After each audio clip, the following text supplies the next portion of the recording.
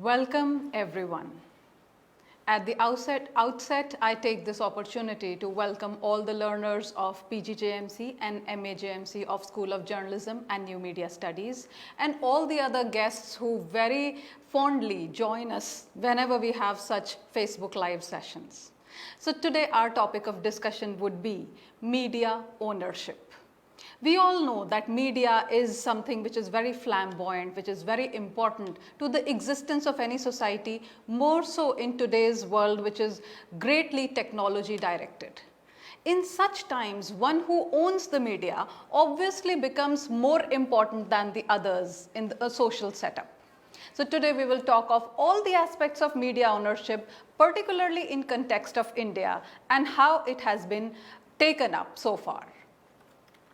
So in this session, we will discuss the various topics like initiators of change and how did media ownership start changing. Then the effects of globalization. We all understand that globalization came and it has still been having some very important effects. We'll discuss that. And then we will go on to the factors leading to the change in ownership and how ownership has become more important due to these factors. Then Indian media after deregulation. Once deregulation and privatization happened, how was Indian media impacted by it? Also, we will discuss the types of media ownership that is in existence today in India and the trends in media ownership and what are the recent changes that have come so far. And in the end, we would discuss the ethical issues which are connected with ownership patterns of mass media. So here we begin. First, the basics. We all need to understand how business to business and business to customer businesses are different from each other. When I say B2B, what is B2B? Business to business. Say for example, somebody produces microchip. It is then sold to a mobile making company and then the product finally reaches the customer. So this is a business to business transaction. Alternately, business to customer transaction is where a company directly produces those goods and services which are then sold off to the customers. Why are we discussing this? It is because media in its own, as an own entity, is also a B2B business. So it is something that will organize advertisements, publicity, promotion, so as other goods and services can be sold. So those are the basics that we need to clear first so that we go on to the ownership patterns. Then media ownership deals with basic questions like who owns and who controls. So who is it that owns the media and who is it that is controlling the media and a certain section of it. Then what it is, the kind of content which is produced, how it is being produced and what is the kind of audience the media production unit is looking at. So it is very important to understand who our target audience are, who is the potential target audience and how can we expand our business based on our product, which in this case is the content. So let us now discuss what are the initiators of change. When we talk about the initiators of change, the first and foremost thing that comes to everybody's mind is globalization. So what is local and what is global? Globalization basically is the interdependence of world economies on each other. The culture, the population, everything, and as well as the international trade. This trade comprises of goods and services, the investment flow that comes into the businesses, the technology, people, and most importantly in today's world, the information. So all this together, when comprises the crossing of transnational boundaries, it is called globalization. The second important initiator of change was technological advancement. Technology of late has been advancing by leaps and bounds, and the way it was 20 years back, it isn't the case today. So the technological advancement has also initiated change in a phased manner, because slowly we have observed in various businesses as well as media, transacting with people, communicating with people, getting your point of view across to people has become much easier. because there is a plethora of technologies, plethora of platforms that are available to us as media producers as well as media audiences. The third important factor, which is the initiator of change, is the concentration of product and marketing. So once we understood that technology can help us, and once the deregulation happened through globalization, there was greater concentration, the consolidation of the production and marketing of the media products, the content of various kinds. It could be journalism, it could be a movie, it could be songs, it could be books, it could be anything that you think of. So the concentration of production and marketing was another important initiator of change, which led us to believe a different scenario from what existed. And then the capacity for global reach of communications throughout the world. Since ICT, information and communication technologies, had advanced so much, the capacity to reach out to a global audience increased multifariously. So those were the few initiators of change. Now let us see how globalization affects media ownership. The first and most important is that there are no more traditional boundaries of media markets. So earlier there were boundaries. You could broadcast a TV program or a radio program only up to a certain extent, because that is basically the wavelength that you could meet. So now there are no traditional boundaries. You can very well see programs that are broadcasted abroad in other countries, in India at various time zones, as well as Indian programs can be viewed abroad. And of course, there is rapid expansion of a free market structure. A liberalized economy is what we are talking of. When we say a free market structure, it is open to all. It is free for all. So whoever negotiates best, whoever offers the product in the minimum possible price is the one who wins. So rapid expansion took place as a result of globalization, and the free market structure came into a form. Then national markets are not protected for local producers. For a long time we had seen in China, which of course later on it opened its economy to the other countries as well. And before we opened our doors to the private companies of foreign countries, the national markets were protecting the local producers. So the local businessmen, the local businesses were protected against foreign businesses. So what the Prime Minister usually talks about, the ease of doing business, was much more for the local businessman as compared to those from abroad. But now with globalization, things have changed. So they are not protecting the local businessmen anymore, and everybody has an equal opportunity. And in such a scenario, obviously the one who has greater resources and better resources at hand will win the war. Then we talk about a borderless, competitive, international economy. Borderless and competitive because since we are not confined by national boundaries anymore, we are talking of a world which is highly competitive in nature.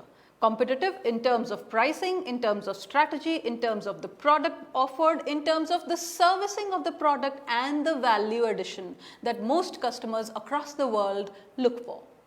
So it is competitive, it is borderless, and it is an international economy. You would see these days in times of COVID-19, when the market economy of one country went down, be it Europe, be it the Americas, the global economies were affected because everything is intertwined. We are no more islands in ourselves. The entire economic structure across the world is dependent and interdependent on each other. New business and corporate strategies arose from it because the rules of the game have changed.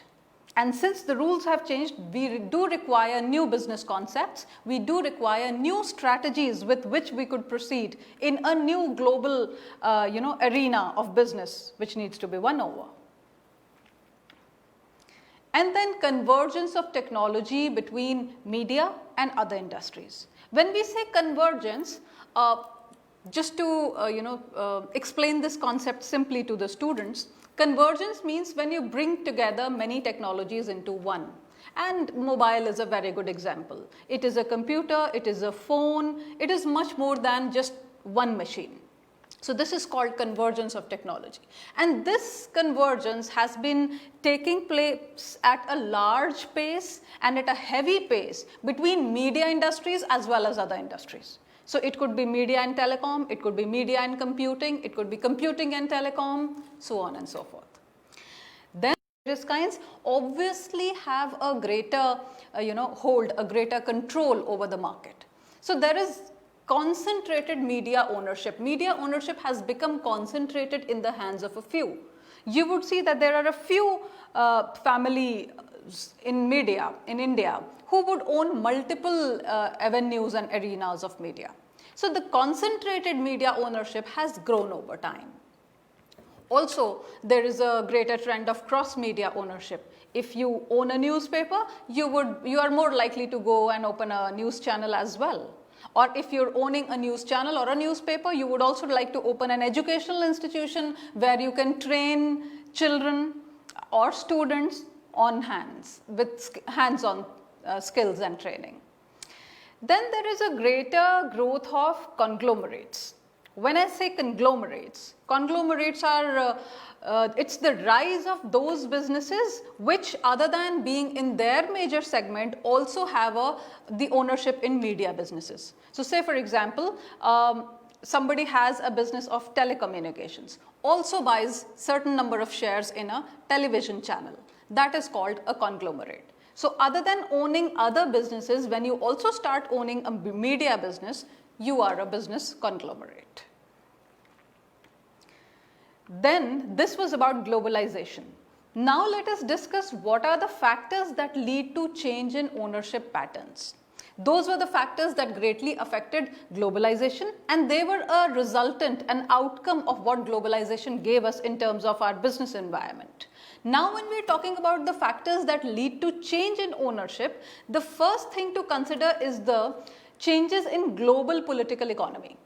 When I say global political economy, all politics has economics in it and all economics has politics in it. So the countries of the world, there is a certain economy that they try to keep resilient, and there is a certain politics that goes around it. It could be the politics of war, it could be the politics of poverty and the economics of poverty, so on and so forth. So when we talk about the changes in the global political economy, we talk of foreign direct investment, we talk of joint ventures, and we talk of content export.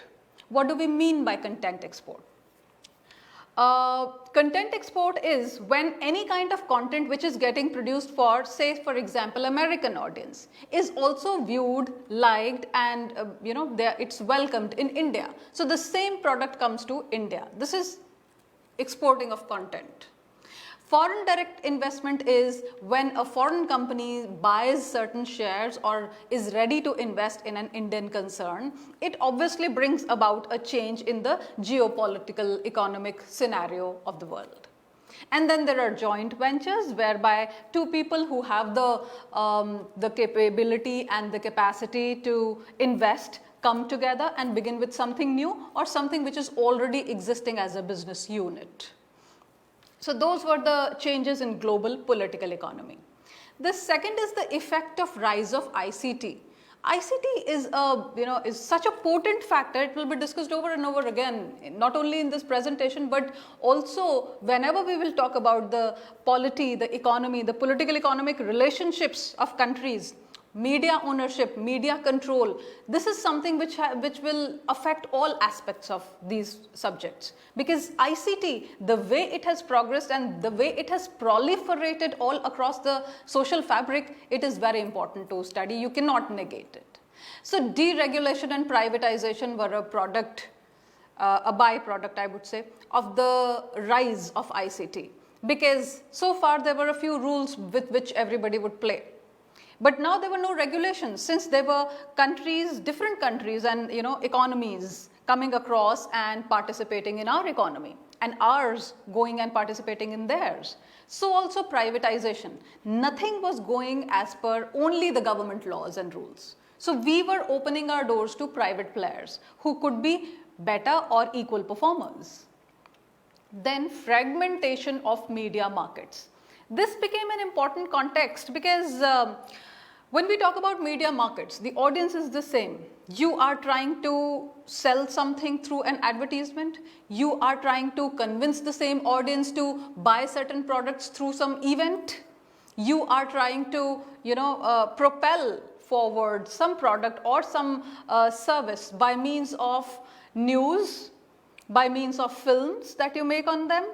So ideally, the media market got fragmented into smaller segments, whereby every media was trying and competing for the same audience pie.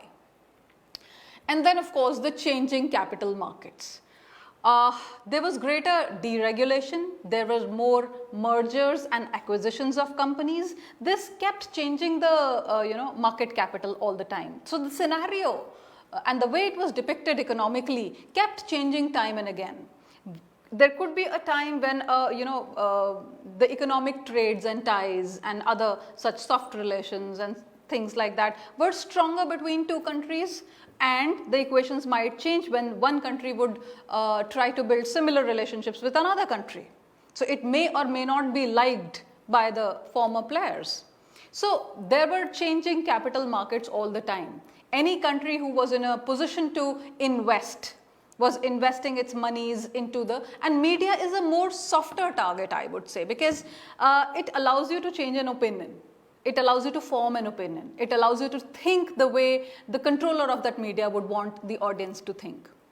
So obviously, greater deregulation and greater mergers and acquisitions, greater investments in such projects of media were happening on a large scale. Then all of it led to growth. One, mergers and acquisitions obviously lead to growth. When two companies merge together, the share market rises up and they become stronger in terms of growth. And for the first time in India, we would see that stock options were offered as a part of the executive compensations. So when you talk about the multinational concerns, media concerns that people are employed with, like Facebook and Google, they do get stocks and shares of the company when they join, and this keeps rising with the number of years that you spend with that company. So stock options became a good part of the executive compensation for people. And then there was, of course, an overseas expansion. We all know Google is expanding into, it began from the US and where all it has expanded into other than China. Also for Facebook, so also for Amazon. So there was greater business interest in this, and there was, obviously it was a very lucrative offer for everybody who was a part of such an expansion. And then this led to increased competition, declining market share and rising costs. These were the after effects of what was happening, the new media environment, the new media marketing business environment that countries became a part of. So there was increased competition. The market share of various companies would go down because considerably we were looking at bigger shares, whereby big international players, as a result of deregulation and privatization, were coming onto our soil and competing with us. And of course, there were rising costs. On one hand, there could be a player who in lesser cost would be able to provide a better value to the customer as compared to a local player. And that is how, the imbalance arises. Now let us look at the ownership patterns in different nations.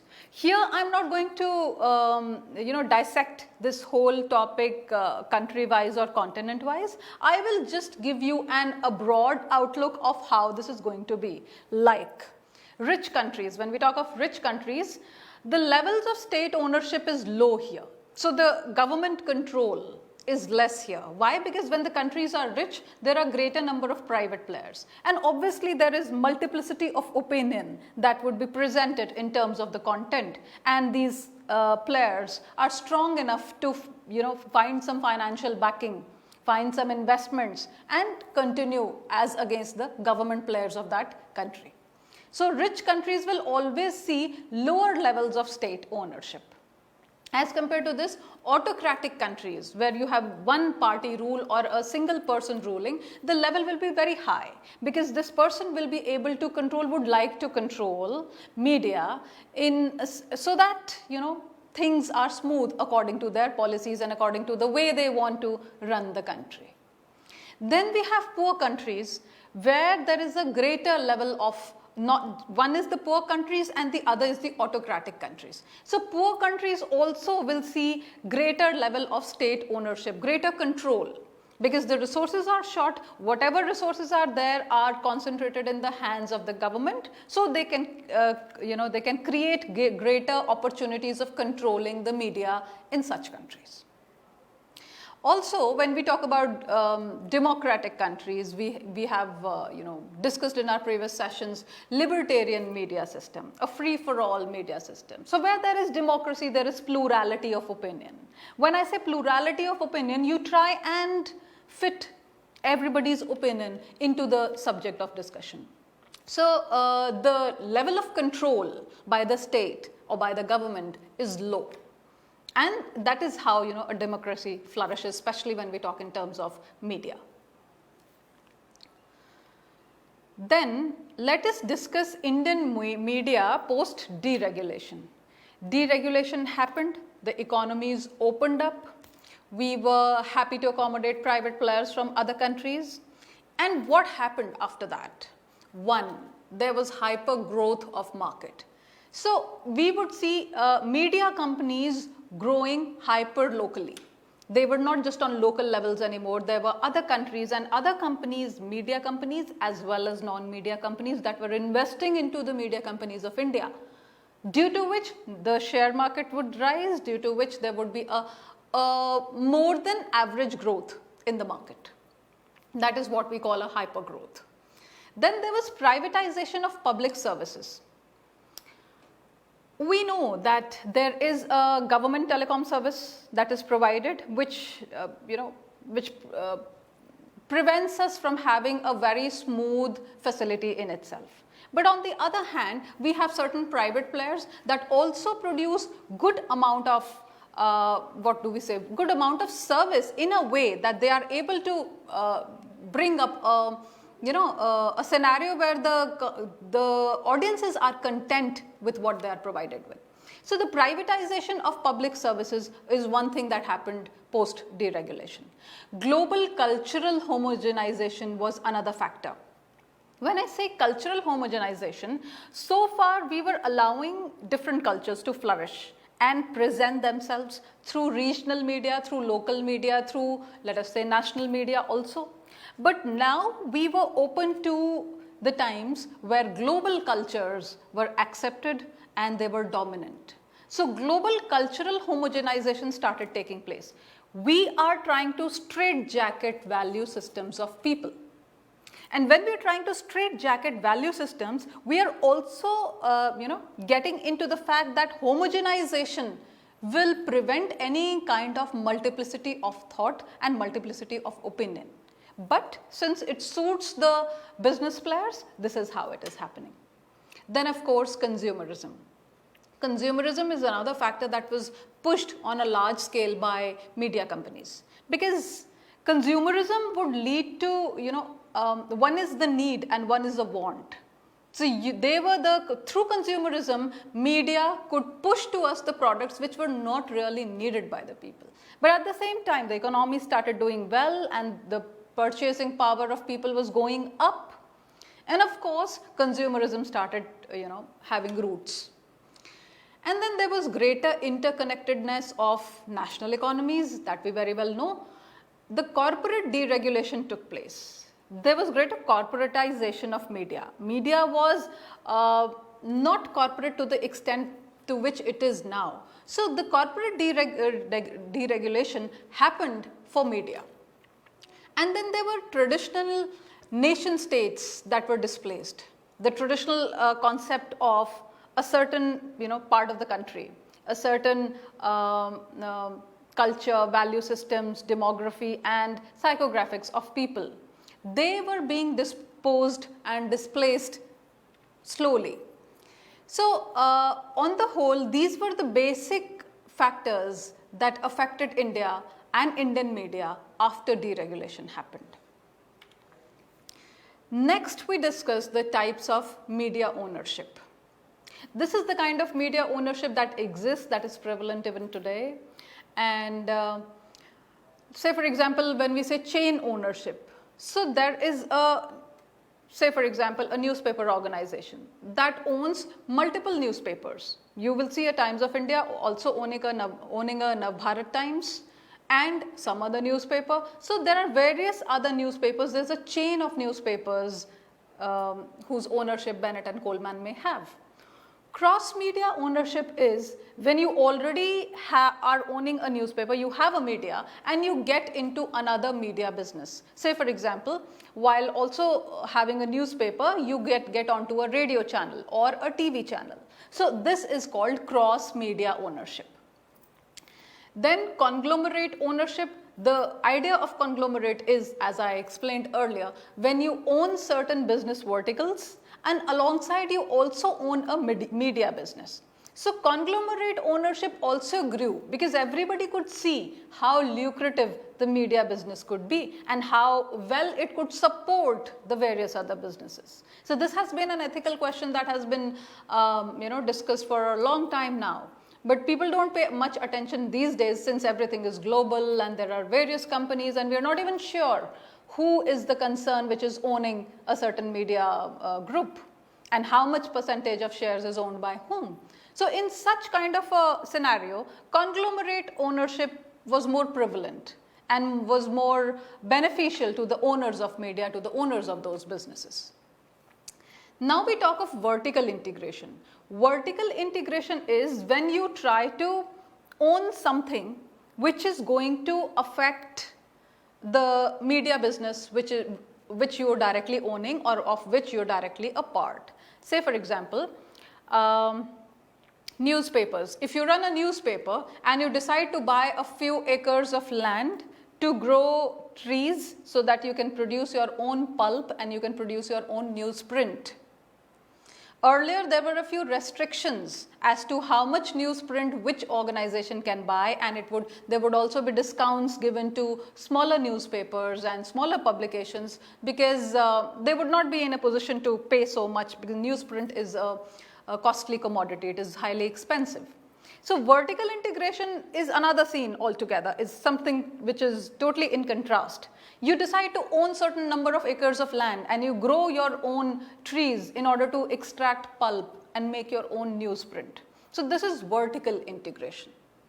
So these are the various kinds of media ownership that are existent, prevalent in the media scenario today. And now let us discuss what are the trends of media ownership. These trends have had their onus on the society, on the polity, on the culture, the cultural fabric at large. But nevertheless, these are the prevalent trends and you should be aware about them. So let us first discuss the emerging trends.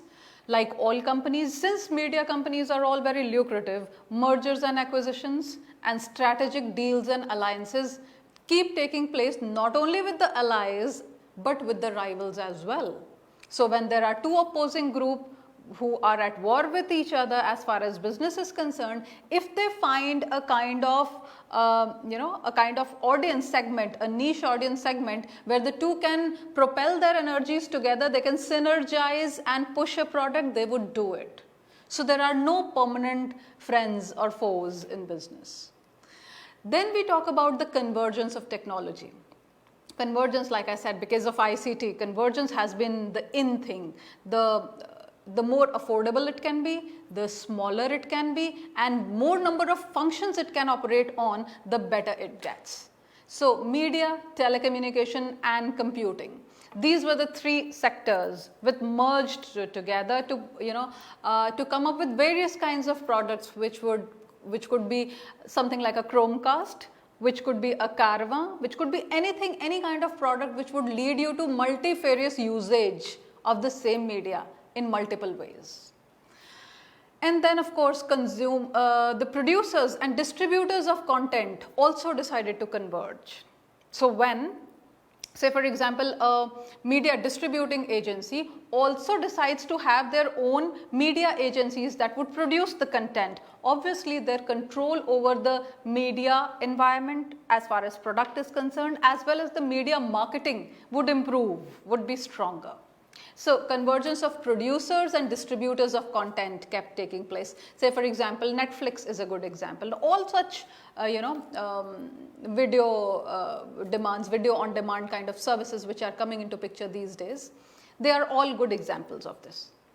Then we talk of consolidation. Consolidation happens due to the rise of conglomerates. How much market share do you have in which sort of a business, in which kind of an economy makes all the difference. That will tell you about your ability to bleed. What do I mean by the ability to bleed? The ability to bleed is your capacity to pour in money into advertising, into promotions, into something, or price wars for that matter. We will discuss price wars later. As to all those strategies which would help you weaken the opponent. So consolidation was important as far as businesses are concerned. Competition turned both intermedia as well as intramedia. When I am talking about intermedia competition, it could be one daily competing with another daily. But when I talk of intramedia competition, there can be a monopolistic market, there can be the owner of one media which also has cross media, and then all the media together are competing against each other, and this is called intramedia ownership. So intramedia competition has been a trend of the last 5 to 10 years. And then we talk of the market dominance. Market dominance basically was characterized by the rise of regional media. Earlier there was local media and regional and national media. Then we had deregulation and privatization, globalized economies coming up. As a result, the market dominance could only be made because everybody was competing against each other. And we would all notice that these days in times of technology, newspaper readership is slowly going down. But what is it which is controlling the market dominance? It is the rise of regional media. And we would see that the regional media, regional newspapers still have a strong stakehold amongst the audiences. So in all the SEC B class towns and cities, we would see that newspapers continue to play an important role in the lives of their audiences as compared to metropolitans or English reading audiences, where they are slowly shifting over to the digital forms of newspapers. Then an interchangeable thing keeps happening. Economy is greatly affected by entertainment plus advertising plus marketing. All of it is leading to technological development. On the other hand, technological development is pushing all these three components, entertainment, advertising and marketing, to a stronger economy. So this is another factor that keeps operating, which has been in operation for years now and will continue to be as long as ICT and media continue to be as dominant and as proliferant as they are today. Now we talk about media integration. We will talk of three kinds of media integration basically. So how do media companies integrate? One is the horizontal integration, where we would see the merger of firms doing same business activity. And in the supply chain management, they could be at the same levels. So horizontally they are synergizing, horizontally they are merging their energies. So this helps them in expanding their market share, and it helps them in expanding their resources as well. And this is an attractive strategy because of dominance of economies. They are able to take greater control of the market. And it negatively affects the diversity of content, because when you hold a greater share of the market in terms of audience, in terms of numbers, obviously the content that you are pushing through is the only one which is homogenizing the people and their opinions and is reaching a large mass. So, the diversity ceases to exist. Also, it pushes smaller media outlets out of competition totally because of their inability to bleed. Now we talk of the vertical integration. This is basically done to gain ownership of content as well as distribution, like Netflix or Amazon Prime are a case in point. Then they can push any potential competitor out of the market, since they are owning two important sectors of the business. One is the content, the other is the distribution. And it also helps in reducing transaction costs for them. So it is highly beneficial to the two companies who decide to vertically integrate. Then there is a greater control over their operating environment. Because since their market share becomes stronger, they have a greater control over the market operations. Now we talk about the diagonal or lateral expansion. This happens when firms diversify into a totally new business area. So somebody who's into oil diversifies into media. What happens? The resultant is that the risk factor gets spread. If you're only owning a media concern or oil, probably the risk that is there will always be dominating your business. But here, if your media sector is not doing well enough, you can always pump in money from the oil sector. So the risk gets spread and they are more protected against any damages that happens due to movements of the market. So this is the diagonal or lateral expansion. Now we discuss the last topic, but very important, which is the ethical issues. When we talk about ethical issues, there is no transparency about media ownership and no laws to enforce that. And this is a problem because we don't know who is having how much stake in which television channel or in which newspaper. And then accordingly, because if somebody owns a certain, the majority shares, obviously that media will not speak anything against the business. So there is no transparency about media ownership and no laws also, which would enforce that the transparency be there. So that is a huge problem that media ownership faces. Then there is no transparency on ownership of content. This is dangerous, to say the least. Because when you do not even know who is it who owns the content that is being propagated amongst huge masses, you do know how potent media content is. And there's nobody today who lives without media. So ideally, you are not only, brainwashing is a strong term, let me say, trying to make a different opinion for the people, but at the same time, it is all driven by one person's business interest who is controlling the content of media. Then there is no editorial autonomy. Once upon a time in newspapers, editors were worshipped. They were knowledgeable entities, what they said mattered, and what was written in the editorial was taken to be the signature statement of the newspaper. It was very, very important. But today we have no editorial economy. The autonomy has gone into the hands of the marketing personnel. So it is more about a product which needs to be marketed. It is not about editorial autonomy. It is not about coming up with an informed, well-researched opinion, because it is going to in turn manipulate or make or break opinions of the audiences. Price wars. This is one very important thing. All that we've discussed in this session today, we've discussed about the rise of conglomerates, we've discussed about globalized economies, how people participate in media businesses, and how they affect their revenues. All this has led to fierce price wars, both intermedia as well as intramedia. So when we talk about intermedia price wars, we know that one newspaper or one TV channel which has great number of funding, which is being supported from investors outside the country or even within, is in a greater position to create publicity, offer its product in lesser price as compared to the one who is struggling.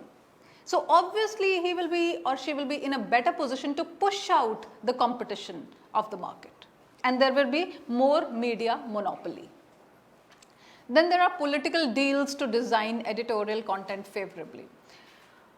Media is not untouched by politics. It has never been, ever.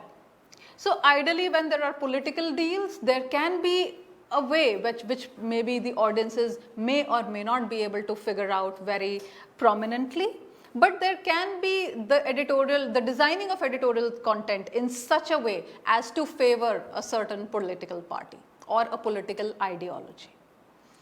Then of course there are social implications. Social implications are all right, there's always a silver lining in the cloud, both positive and negative. When I say negative, we all know they are trying to homogenize cultures, they are trying to bring in consumerism. All these are negative effects, the social implications, negative social implications of such kind of a media scenario and such kind of media ownership. But when we look at the positive side of it, today whatever is happening can easily be recorded on your mobiles and circulated. It can be made viral through various social media platforms that we have. So however less a government or a business sector tries, they cannot really, make a news fade away. It will circulate, it will come into picture, it will get noticed. So ideally there are both social as well, positive as well as negative social implications. And all of these are ethical issues on which media, not only today, it has been dealing with such ethical issues in the past, and it will have to contemplate how it is going to proceed in future. So I would end my session with that. Learning excites thought. Keep thinking. Happy learning. I hope you all enjoyed this session. Thank you very much.